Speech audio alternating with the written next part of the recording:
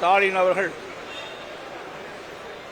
என்னை பற்றி பல விமர்சனங்களும் அண்மை காலமாக தெரிவித்து வருகிறார். இந்த 2-3 நாட்களாக ஊடகத்தின் வாயிலாக, பத்திரிகையின் வாயிலாக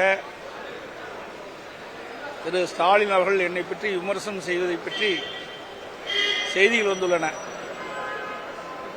அதில் எதிர்க்கட்சித் தலைவர் எடப்பாடி பழனிசாமி என்னை பற்றி விமர்சனம் செய்கிறார் என்று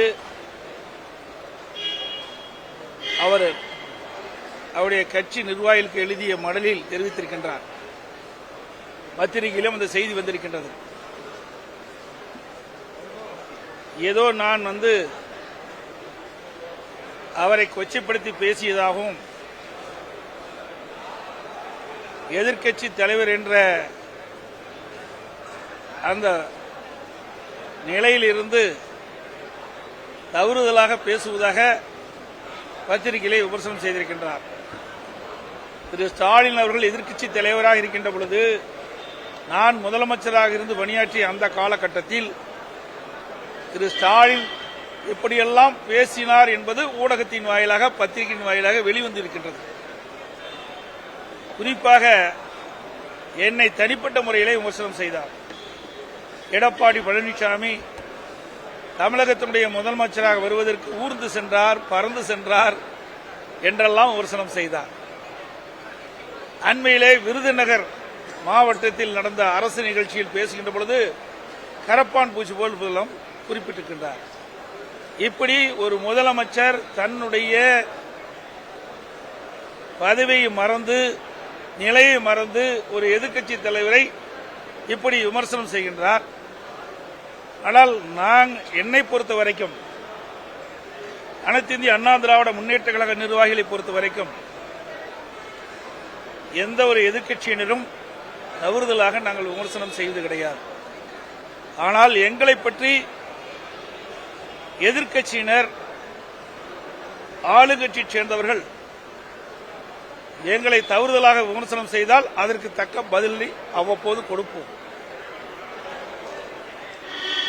விருதுநகர் மாவட்டத்திலே பேசுகின்ற பொழுதும் சரி, பல்வேறு நிகழ்ச்சியில் கலந்து கொண்டு திரு ஸ்டாலின் அவர்கள் பேசும்போதும் சரி, எடப்பாடி பழனிசாமியுடைய ஆட்சியிலே எந்த திட்டமும் நிறைவேற்றப்படவில்லை என்ற ஒரு தவறான கருத்தை தெரிவித்துக் கொண்டிருக்கின்றார். தொடர்ந்து தெரிவித்துக் கொண்டிருக்கின்றார் ஊடகத்தின், பத்திரிகையின் வாயிலாக.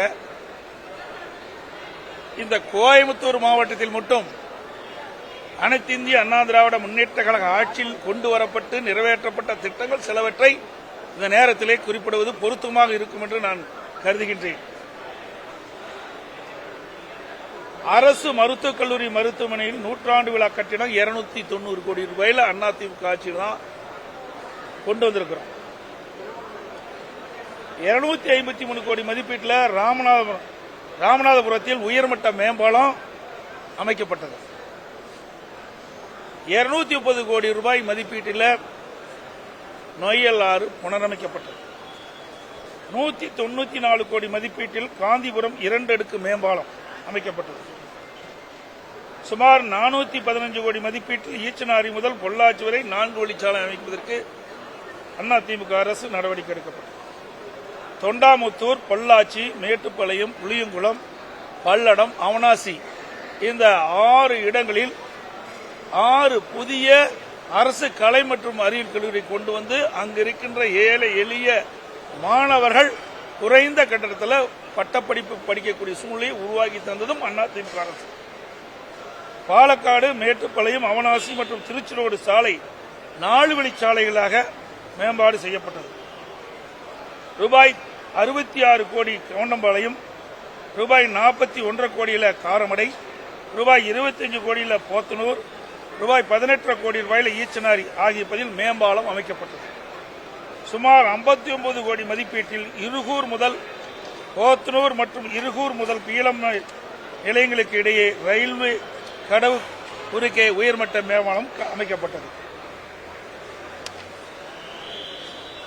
ரூபாய் 3650 கோடி மதிப்பீட்டில் பொள்ளாச்சி திண்டுக்கல் வரை தேசிய நெடுஞ்சாலை திட்டம் அதிமுக அரசால் கொண்டு வரப்பட்டு தற்போது நிறைவேற்றப்படுகின்ற சூழ்நிலை இருக்கின்றது. ரூபாய் 131 கோடி மதிப்பீட்டில் தொண்டாமுத்தூர் ஒன்றிய பகுதியில் பவானி காட்டிலிருந்து கூட்டுக்குடி திட்டம் கொடுக்கப்பட்டது. ரூபாய் 550 கோடியில் குறிச்சி குனியமுத்தூரில் பாதாள சாக்கடை திட்டம் கொண்டு வரப்பட்டது. ரூபாய் 195 கோடியில் குறிச்சி குனியமுத்தூரில் குடிநீர் திட்ட பணிகள் நிறைவேற்றப்பட்டிருந்தன. இப்படி அதிமுக ஆட்சியில் நிறைவேற்றப்பட்ட திட்டங்கள். அதிமுக ஆட்சியில் கொண்டு வரப்பட்டு நிறைவேற்றப்பட்ட திட்டங்களை திரு ஸ்டாலின் தலைமை கொண்ட அரசாங்கம் ஸ்டிக்கர் ஒட்டி திறக்கப்பட்ட திட்டங்கள். ரூபாய் 750 கோடி மதிப்பீட்டில் பில்லூர் 3வது கூட்டுக்குடி திட்டம் திரு உதயநிதி அமைச்சர் அவர்கள் 11/2/2024 திறக்கப்பட்டிருக்கிறார். இந்த திட்டம் அதிமுக ஆட்சியில் கொண்டு வரப்பட்ட திட்டம். ரூபாய் 479 கோடி மதிப்பீட்டில் ஆத்துப்பாலம் உக்கடம் வரை மேம்பால பணி அதிமுக ஆட்சியில் கொண்டு வரப்பட்டு திமுக ஆட்சியில் திறக்கப்பட்டது. ரூபாய் 114 கோடியில் ஐடி பார்க் அதிமுக ஆட்சியில் அடிக்கல் நாட்டப்பட்டு நவம்பர் 5ஆம் தேதி முதலமைச்சர் ஸ்டாலினால் ஸ்டிக்கர் ஒட்டி திறக்கப்பட்டது. ரூபாய் 1652 கோடி மதிப்பீட்டில் அத்திக்கட அவனாசி திட்டம். இந்த திட்டத்தை ஈரோடு, அதோடு திருப்பூர், கோவை இந்த 3 மாவட்ட மக்களும் தொடர்ந்து பல ஆண்டுகளாக கோரிக்கை வைத்து வந்தார்கள் விவசாயிகள். இந்த அத்திக்கட அவனாசி திட்டத்தை நிறைவேற்ற வேண்டும். இப்படி நிறைவேற்றுகின்ற பொழுது பல்வேறு ஏரிகள், குளங்கள் நிரப்பப்பட்டு நிலத்தடி நீர் உயர்ந்து விவசாயிகளுக்கு தேவையான நீர் கிடைப்பும், குடிநீர் பிரச்சனை நீக்கப்படும் என்ற நீண்டகால கோரிக்கையை அதிமுக அரசு ஏற்று இந்த திட்டத்தையும் கொண்டு வந்து நானே நேரடியாக வந்து அடிக்கல் நாட்டப்பட்டு அந்த பணி வேகமாக துரிதமாக நடைபெற்றுக் கொண்டிருந்தது. கிட்டத்தட்ட 85% பணிகள் முடிவு பெற்ற நிலையில ஆட்சி மாற்றம் ஏற்பட்டது. திராவிட முன்னேற்ற கழகம் ஆட்சிக்கு வந்த பிறகு கிட்டத்தட்ட 32 மாத காலம் இது கிடப்புல போட்டிருந்தாங்க. பிறகு பல முறை சட்டமன்றத்தில் பேசணும். இங்க இருக்கின்ற முன்னாள் அமைச்சர்கள், சட்டமன்ற உறுப்பினர்கள் தொடர்ந்து வலியுறுத்தினாங்க. நானும் சட்டமன்றத்தில் வலியுறுத்தினேன். அதன் பேரில் வந்து அந்த திட்டத்தை திறந்தாங்க. இன்னும் அந்த திட்டம் முழுமை பெறல. அதோட அதிமுக ஆட்சியில் கொண்டு வரப்பட்ட திட்டம் என்ற காரணத்திற்காகவே இன்றைக்கு பல திட்டங்கள் ஆமை வேகத்தில் இன்னைக்கு இந்த திமுக ஆட்சியில் நடந்து கொண்டிருக்கின்றன. இன்னைக்கு பாத்தீங்கன்னா இந்த மேம்பாலம் கிட்டத்தட்ட சுமார் 1650 கோடி ரூபாய் திட்டத்தில் உயர்மட்ட மேம்பாலம், தமிழ்நாட்டிலேயே அதிக தூரமுள்ள மேம்பாலம், சுமார் 10.1 கிலோமீட்டர் தூரமுள்ள உயர்மட்ட மேம்பாலம் கட்டுவதற்கு அடிக்கல் நாட்டப்பட்டு பணிகள் துவங்கப்பட்டு வேகமாக துரிதமாக நடைபெற்று வந்தது. கிட்டத்தட்ட 80% பணிகள் நிறைவு பெற்றிருந்ததுலாம் அதிமுக ஆட்சியில். அது வந்து கிட்டத்தட்ட பாத்தீங்கன்னா உப்புளிப்பாளையம் முதல் ஏர்போர்ட் வின்ஸ் வரை, கோல்டு வின்ஸ் வரை அந்த உயர்மட்ட பாலம் அமைக்கின்ற பணி நடைபெற்றது. அந்த பணியும் இந்த ஆட்சியாளர்களால் முழுமையாக நிறைவேற்றப்படவில்லை. ஆமை வேகத்தில் நடைபெற்றுக் கொண்டிருக்கின்றது. வேண்டுமென்றே திட்டமிட்டு முழுக்க அதிமுக ஆட்சியில் கொண்டு வரப்பட்ட திட்டம் என்பதற்காகவே இந்த திட்டத்தை முடக்கி வைத்திருக்கின்றார்கள்.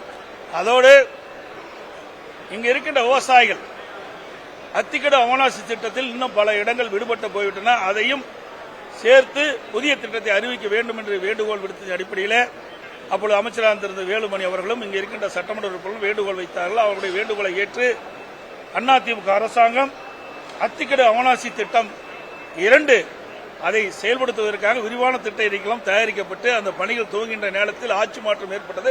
அதையும் கிடப்பில் போட்டாங்க. கோவை மெட்ரோ ரயில் திட்டம் அதிமுக ஆட்சி இருக்கின்ற பொழுது கொண்டு வரப்பட்ட திட்டம். இந்த கோவை மாநகர மக்கள் கோவை மாநகரம் வளர்கின்ற மாநகரம், போக்குவரத்து நெரிசல் அதிகமாக இருக்கின்ற காரணத்தினாலே இந்த போக்குவரத்து நெரிசல் இல்லாத ஒரு சூழ்நிலை உருவாக்க வேண்டும். இங்கே அதிகமான தொழிற்சாலை இருக்கின்ற காரணத்திலே, அதிகமாக தொழிலாளர்கள் பணிபுரிகின்ற காரணத்தினாலே வேலைக்கு செல்கின்றவர்கள் குறிப்பிட்ட நேரத்துக்கு செல்ல வேண்டும், குறிப்பிட்ட நேரத்துக்கு வீட்டுக்கு திரும்ப வேண்டும். அப்படி இருக்கின்ற இந்த சூழ்நிலையில் மெட்ரோ ரயில் திட்டம் மிக அவசியமான திட்டம் என்ற காரணத்தினால் அதிமுக அரசு இருக்கின்ற பொழுது இந்த திட்டத்தை நாங்கள் கொண்டு வந்தோம். சுமார் இந்த திட்டத்தை நிறைவேற்றுவதற்காக விரிவான திட்ட அறிக்கை தயாரிக்கின்ற பணி நடைபெற்றது. ஆட்சி மாற்றம் ஏற்பட்டது. இன்னும் வரைக்கும் அந்த திட்டத்திற்கு என்ன நடவடிக்கை எடுத்தார் என்று தெரியவில்லை. அதையும் கிடப்பில் போட்டாங்க.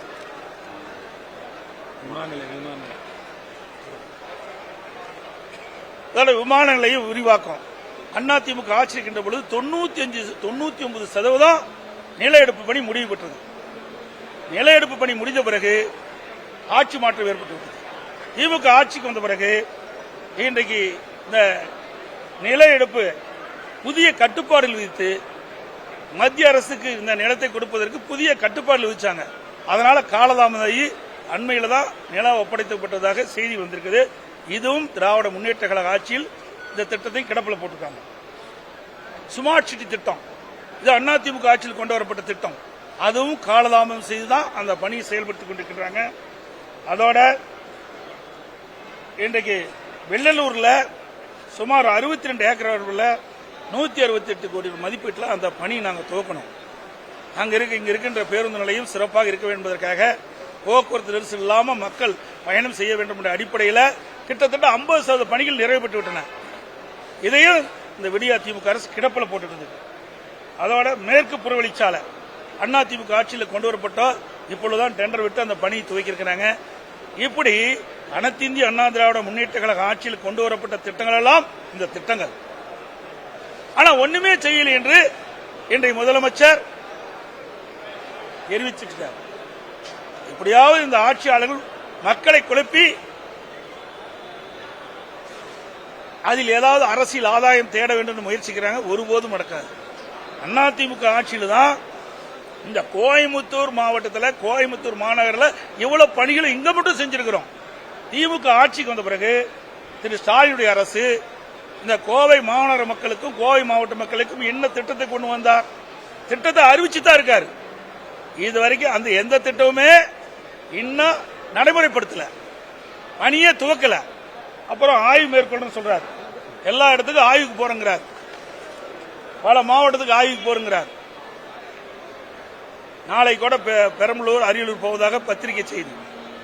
இந்த ஆட்சியில் திரு ஸ்டாலின் தலைமையில் இருக்கிற அரசாங்கத்தில் எந்த திட்டமும் அறிவிக்கல, எந்த பணியுமே நடக்கல. எப்படி போய் ஆய்வு பணி மேற்கொள்ள முடியும்? அதிமுக ஆட்சியில் இவ்வளவு திட்டங்களை அறிவிச்சு பணிகள் நிறைவு பெற்று நாங்களும் திறந்தோம். ஆட்சி மாற்றத்துக்கு பிறகு திராவிட முன்னேற்ற ஆட்சிக்கு வந்த பிறகு முதலமைச்சர் திரு ஸ்டாலின் நாங்க கொண்டு வந்த திட்டத்தை இன்றைக்கு முடிக்கப்பட்டு திறந்து வச்சிட்டு இருக்காரு. இதுதான் நிலைமை. அதோட இன்னொன்னு சொல்றாரு, அரசு ஊழியர்கள் பற்றி சொல்றார். இன்றைக்கு பத்திரிகையில் வந்திருக்குது, நேற்று தினம் வந்திருக்குது. 7 பக்கம் கொண்ட யாருடைய கையெழுத்தும் இல்லாத மொட்டையா சில செய்திகள்லாம் அரசு ஊழியர்கள் பற்றி வெளியிட்டு இருக்காங்க திமுக. அப்படின்னா ஊடகத்திலையும் பத்திரிகையிலையும் எனக்கு கிடைத்த தகவல். அதுல 2 நாட்களுக்கு முன்பு நான் திருச்சி சென்றிருந்தேன். உங்களை போல் இருக்கின்ற நிருபர்கள் கேள்வி கேட்டாங்க. அரசு ஊழியர்கள் சில கருத்துக்களை தெரிவிச்சிருக்கிறாங்க, அந்த கருத்துக்கு நீங்கள் என்ன பதில் சொல்றீங்கன்னு கேட்கிறாங்க. அதுக்கு நான் சொன்ன பதில் தான், அந்த அரசு ஊழியர்கள் என்ன சொன்னார் என்று சொன்னதை சொல்லி நான் அந்த கருத்தை தெரிவித்தேன். சில அரசு ஊழியர் சங்கங்கள் தெரிவித்த கருத்து, தற்போதைய முதலமைச்சர் திரு ஸ்டாலினுக்கு எதிர்க்கட்சி தலைவராக இருந்தால்தான் அரசு ஊழியர் மீது கரிசனம் வரும் என்றால் 2026 தமிழ்நாடு சட்டமன்ற பொதுத் தேர்தலில் அவருக்கு எதிர்க்கட்சி தலைவர் பதவியை அளிக்க நாங்கள் தயார் என்று அரசு ஊழியர் சங்க நிர்வாகிகள் வெளிப்படையாக தெரிவித்த கருத்து ஊடகத்திலையும் பத்திரிகையில் வருது. அந்த கருத்து தான் நான் சொன்னேன். அதுவுமே அரசு ஊழியர்கள் இந்த கருத்து தெரிவிப்பதற்கு காரணமே 2021 சட்டமன்ற பொதுத் தேர்தலின் போது திராவிட முன்னேற்ற கழகத்தின் சார்பாக திராவிட முன்னேற்ற கழக தலைவர் அன்றைய தினம் எதிர்க்கட்சி தலைவராக இருந்த திரு ஸ்டாலின் அவர்கள் தேர்தல் அறிக்கையாக வெளியிட்டார். அந்த திராவிட முன்னேற்ற கழக தேர்தல் அறிக்கையில் வாக்குறுதி எண் 309 புதிய ஓய்வு திட்டம் கைவிடப்பட்டு பழைய ஓய்வு திட்டம் மீண்டும் நடைமுறைப்படுத்தப்படும் அரசு ஊழியர்களுக்கு. அறிவிப்பு எண் 311 20,000 இடைநிலை ஆசிரியர்களின் கோரிக்கை ஏற்று சம வேலை சம ஊதியம் வழங்க நடவடிக்கை எடுக்கப்படும். ஆசிரியர் பணிகாலத்தில் மேற்படிப்பு முடிந்த ஆசிரியர்களுக்கு ஊக்கத்தொகை வழங்கப்படும். திமுக தேர்தல் அறிக்கையில் அறிவிப்பு 312 ஊதிய உயர்வு பணி உயர்வு முரண்பாடுகள் குறித்த கோரிக்கையில் ஆய்வு செய்ய குழு அமைக்கப்பட்டு விரைவில் நிவாரணம் கிடைத்திட ஆவணம் செய்யப்படும். இந்த கோரிக்கையை வலியுறுத்தி தான் அரசு ஊழியர்கள் போராட்டம் நடத்துறாங்க. அரசு கோரிக்கை வச்சிட்டு இருக்காங்க. 42 மாதம் கடந்து போச்சு, இன்னும் நிறைவேற்றப்படவில்லை என்ற காரணத்திற்காகத்தான் அவர்கள் அந்த கருத்து சொன்னாங்க. நிருபர்கள் இந்த கருத்தில் அடிப்படையில் எனக்கு கேள்வி கேட்டாங்க, அதுக்கு நான் பதில் சொன்னேன். அதுக்கு என்னென்னமோ முதலமைச்சர் என்னை பற்றி விமர்சனம் செய்கின்றார். நிறைவேற்ற முடியாத வாக்குறுதிகள் எல்லாம் அளித்து 2021 சட்டமன்ற பொதுத் தேர்தல் போது நீங்க வெற்றி பெற்றீங்க. வெற்றி பெற்ற பிறகு தேர்தல் நேரத்தில் திராவிட முன்னேற்ற கழகத்தின் சார்பாக கொடுக்கப்பட்ட தேர்தல் வாக்குறுதியை நிறைவேற்றுவதுதான் உண்மையான கட்சிக்கு அழகு. ஆனா எப்படியாவது வெற்றி பெற வேணும் அப்படின்னு ஒரே நோக்கத்தோடு நிறைவேற்ற முடியாத அறிவிப்புகளை அறிவித்துவிட்டு இன்றைக்கு விழிபிதுங்கி நிற்கின்ற அரசாங்கம் திமுக அரசாங்கம். அரசு ஊழியர் கேட்கின்ற கேள்வி, தேர்தல் நேரத்தில் அரசு ஊழியர்களுக்கு கொடுக்கப்பட்ட வாக்குறுதியை நிறைவேற்றுங்கள் என்று. அதைத்தான் அவர்கள் கேட்டாங்க. அதற்கு அவர்கள் சொன்ன கருத்தை தான் நான் பிரதிபலித்தேன். அதோட இன்றைக்கு இந்த பகுதியில் பார்த்தீங்கன்னா தங்க நகை பூங்கா கொண்டு வரும் சொல்லியிருக்கிறாங்க முதலமைச்சர். இதை ஏற்கனவே அண்ணா திமுக அரசு இருக்கின்ற பொழுது இது அறிவிப்பு வந்துவிட்டது. அப்பொழுது நிலம் எடுக்கின்ற பிரச்சனை இருந்தது. அந்த பகுதியில்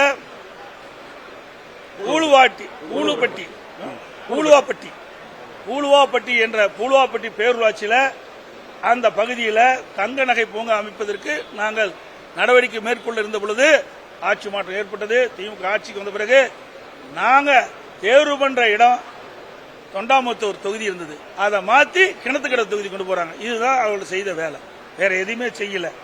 அதோட இந்த பகுதியில் இன்றைக்கு வீட்டு வசதி வாரியத்தின் மூலமாக வீட்டு வசதி வாரியம் வந்து சுமார் 3300 ஏக்கர் இந்த கோயம்புத்தூர் நகரம் மற்றும் பகுதியில் இந்த கோயம்புத்தூர் மாவட்டம் கோயம்புத்தூர் மாநகர பகுதியிலிருந்து வீட்டு வசதி வாரியத்திற்காக வீட்டு கட்டுவதற்காக 3300 ஏக்கர் நிலத்தை கையகப்படுத்தினாங்க. இப்போ முதலமைச்சர் வந்து சில பேருக்கு அந்த நிலத்தை விடுவிக்க சொன்னாங்க. விடுவிக்கல. அவர்களெல்லாம் அந்த நிலத்தை வந்து தன்னுடைய சொந்த நிலத்தை வீட்டு வசதி வாரியம் எடுத்துக்கொண்டு விட்டது என்று நீதிமன்றத்துக்கு சென்று நீதிமன்றத்துடைய ஆணை பெற்று வந்தவர்களுக்கு தான் திமுக அரசாங்கம் அந்த நிலத்தை கொடுத்திருக்குது. மற்றவர்கள்லாம் கொடுக்கல. அதுல சுமார் 410 ஏக்கர் தான் இன்றைக்கு நீதிமன்ற தீர்ப்பின்படி அந்த நில உரிமையாளருக்கு ஒப்படைக்கப்பட்டிருக்கிறது. எஞ்சியவர்களெல்லாம் ஒப்படைக்கப்படவில்லை. ஆகவே இந்த அரசு கிட்டத்தட்ட 3300 ஏக்கர் நிலத்தை வீட்டு வசதி வாரியம் எடுக்கப்பட்டிருக்கிறது. அனைவருக்கும் அந்த நிலத்தை ஒப்படைக்கப்பட வேண்டும்.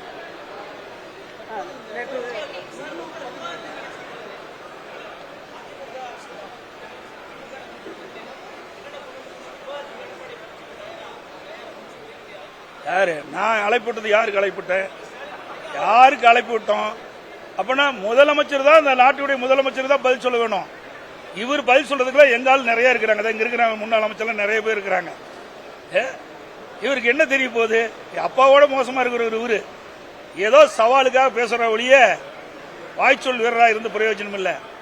அனைத்து இந்திய அண்ணா திராவிட முன்னேற்ற கழக ஆட்சியில் நிறைவேற்றப்பட்ட திட்டங்கள் இந்த ஒரு மாவட்டத்தில் மட்டும் நான் சொல்லியிருக்கிறேன். தமிழ்நாடு முழுவதும் ஏராளமான திட்டங்களை நாங்கள் நிறைவேற்றிக்கிறோம்.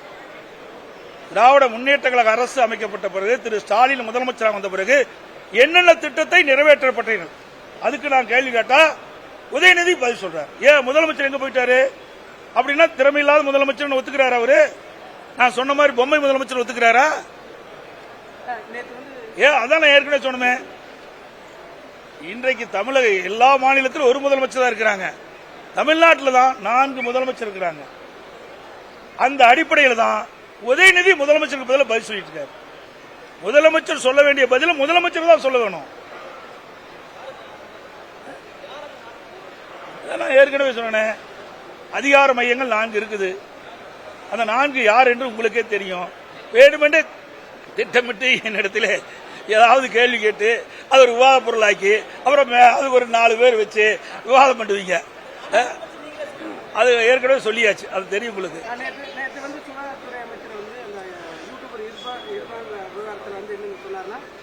ஒரு கொலை குற்றம் செய்யல, காவல்துறை நடவடிக்கை எடுக்கணும்னு ஒரு அமைச்சரே சொல்றாரு. என்ன யூடியூபர் வந்து தொப்புப்படி கட் பண்ண விவகாரத்தில் அது நீதிமன்றம் வரைக்கும் போயிருக்குது. அந்த நீதிமன்றத்தில் இருக்கிறதுனால அதில் வந்து கருத்து சொல்வது சரி இருக்காது.